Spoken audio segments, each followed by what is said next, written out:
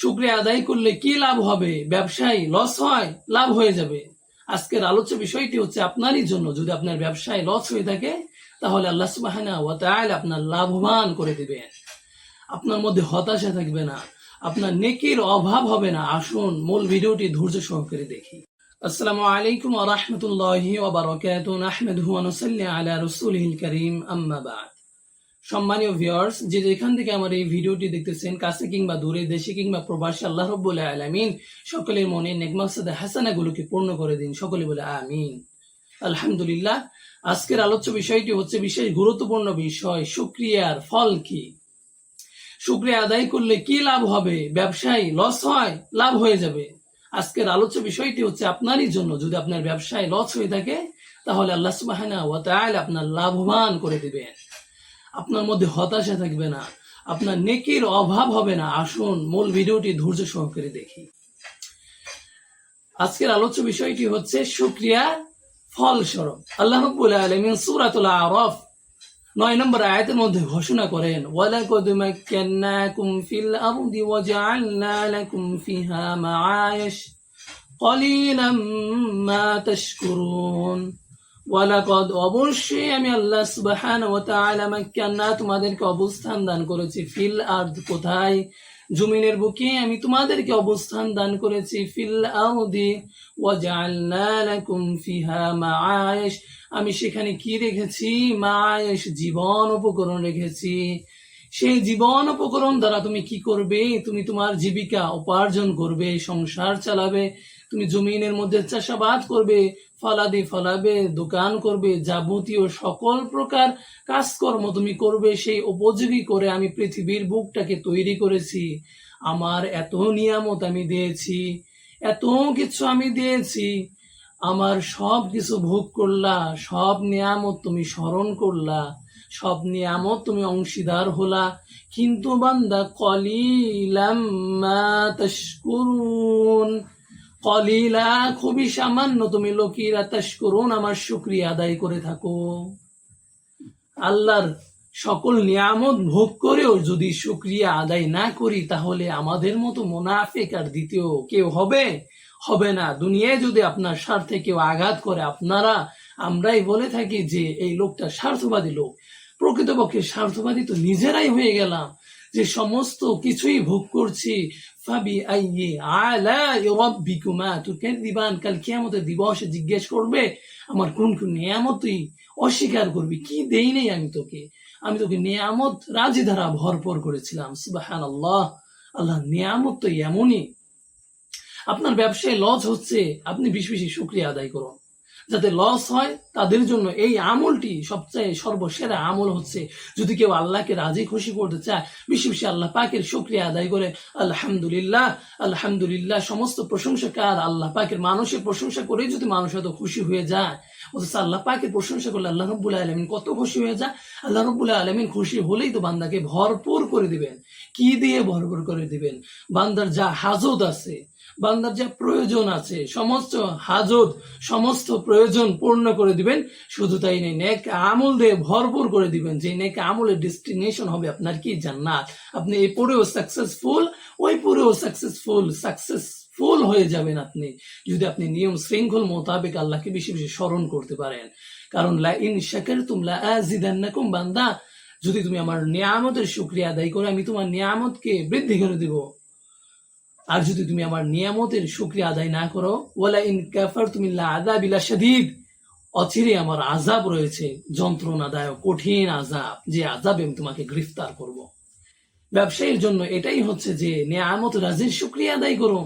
যা হয়েছে শুকরিয়া স্বরূপ নামাজ আদায় করুন, আল্লাহ পাকে বেশি বেশি সন্তুষ্ট চিত্তে শুকরিয়া করুন, আদায় করুন। আল্লাহ রাব্বুল আলামিন আপনার ব্যবসার মধ্যে লাভ আর লাভবান করে দিবেন। আপনাকে আপনার শস্য দানার মধ্যে লাভ দিয়ে দিবেন, রিজিকে বারাকা দিয়ে দিবেন।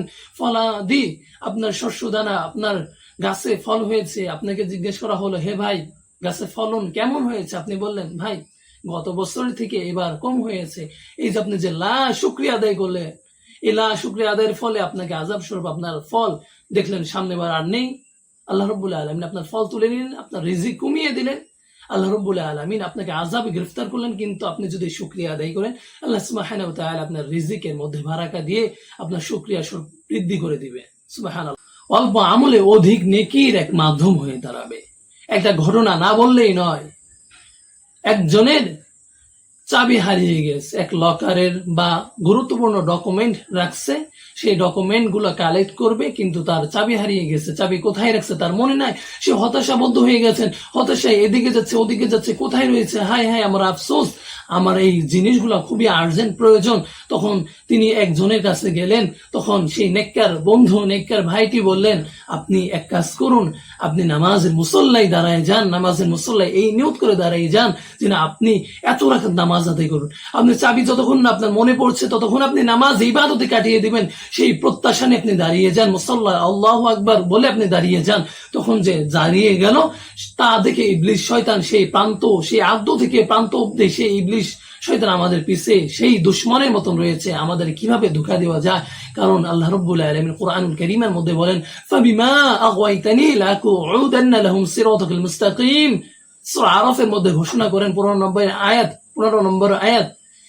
সেই আয়াতের মধ্যে ইবলিস বলেন, আপনার বান্দা যখন ইহদিনাস সিরাতাল মুস্তাকিম, ইহদিনাস সিরাতাল সঠিক পথের সন্ধানে বের হবে, আমি তাদেরকে ধোঁকা দিয়ে ফাসাদ করবে, ফাসাদের রাস্তায় নিয়ে যাব, গর্হিত কাজের মধ্যে লিপ্ত করাবো।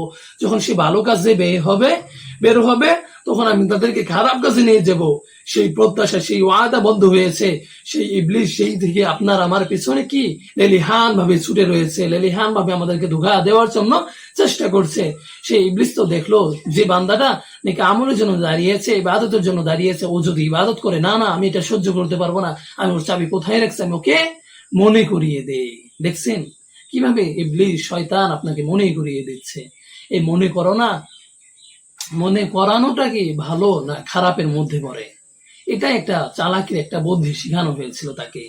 কিন্তু ঠিক তেমনি ভাবে আপনি যদি আল্লাহর নিয়ামত দেখে শুকরিয়া আদায় করুন, আপনার ফল শস্য দানা কম হয়েছে বিদায় শুকরিয়া আদায় করুন। আল্লাহ রাব্বুল আলামিনের রশিয়া, আল্লাহ রাব্বুল আলামিনের দরিয়া জোশ খেলে যায়, আল্লাহ সুবহানাহু ওয়া তাআলা আপনাকে নেক আমল দিয়ে ভরপুর করে দিবেন। আসলে নেক আমলের ফল কি? এরূপ ফল রয়েছে যে রূপ আপনার কল্পনার বাইরে রয়েছে। কেমন? যদি কোনো বান্দা আলহামদুলিল্লাহ ও সুবহানাল্লাহ পাঠ করে, আল্লাহ রাসূল বলেন তামলা উল মিজান, তার মিজানটা পরিপূর্ণ করে দিবে। লিল্লাহি তামলান আও তামলা মা বাইনা সামাওয়াতি ওয়াল আরদ। সুবহানাল্লাহ। শুধু তাই না, লিল্লাহি তামলান আমি আল্লাহ সুবহানাহু ওয়া তাআলা পূর্ণ করে দিব, আও তামলা কি পূর্ণ করে দিব, মা বাইনা সামাওয়াতি ওয়াল আরদ, আসমান জমিনের মধ্যে যতগুলো ফাঁকা স্থান রয়েছে সমস্ত ফাঁকা জায়গাগুলো আমি আল্লাহ সুবহানাহু ওয়া তাআলা নেকি দিয়ে ভরপুর করে দেব, নেকি দিয়ে ভরপুর করে দেব। সুবহানাল্লাহ। সেই কালিমা দুটি জবানে হালকা। এক নম্বর হচ্ছে সুবহানাল্লাহ, দুই নম্বর আলহামদুলিল্লাহ। আল্লাহ পাকের প্রশংসা আদায় করো। সুবহানাল্লাহ, আল্লাহ পুত পবিত্র, আলহামদুলিল্লাহ।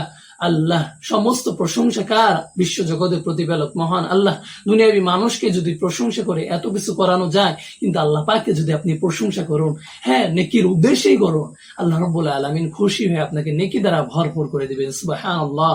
আর যদি কোনো বান্দা একবার সুবহানাল্লাহ পাঠ করে, ফেরেশতা মালাইকা বলে, হে আল্লাহ আমি কি লিখবো? তখন আল্লাহ রাব্বুল আলামিন মালাইকাকে বলে, হে মালাইকা আপনি শুধু সুবহানাল্লাহ লিখে রাখুন, এর প্রতিফল, প্রতি উত্তর, প্রতি নেকি আমি আল্লাহ সুবহানাহু ওয়া তাআলা দিব। সুবহানাল্লাহ। এমন চারটি বাক্য, এমন চারটি কালিমা রয়েছে যে কালিমা বান্দার জন্য আরশে আজিমের চতুর্দিকে মৌমাছির ন্যায় ভনভন করে দোয়া করবে আর বান্দার মাগফিরাতের জন্য কামনা করবে। সেই চারটি কালিমা হচ্ছে লা ইলাহা ইল্লাল্লাহ, সুবহানাল্লাহ, আলহামদুলিল্লাহ, আল্লাহু আকবার। কয়টা কালিমা? চারটা। আল্লাহু আকবার, লা ইলাহা ইল্লাল্লাহ, সুবহানাল্লাহ, আলহামদুলিল্লাহ। এই চারটে কালিমা যদি আপনি বেশি বেশি পাঠ করেন, আল্লাহ সুবহানাহু ওয়া তাআলা দুরিয়া জোশ খেলে যায়। আল্লাহ রাব্বুল আলামিন এই কালিমার উদ্দেশ্য করে আপনাকে মাফ করে দিবেন। আল্লাহ রাব্বুল আলামিন আমাদের মনের নেক মাকসাদ হাসানাগুলোকে পূর্ণ করে দেন। আমরা যেন বেশি বেশি আল্লাহ পাকের শুকরিয়া আদায় করতে পারি।